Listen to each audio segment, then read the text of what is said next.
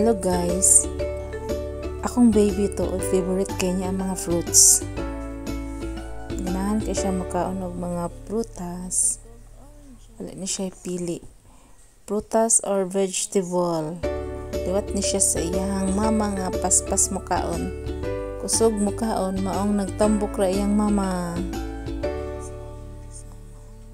Para sad healthy ang baby og dili siya dali masakit.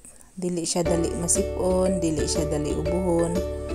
Always healthy yun ang baby basta always siya pakanon og mga prutas og mga vegetable. Diba? Dapat good healthy ang atong anak. Labi na kay lain-lain na ay mga changes sa panahon, so dali ra sila mataptan og mga sakit or balatian. So dapat sa food palang daan healthy na siya.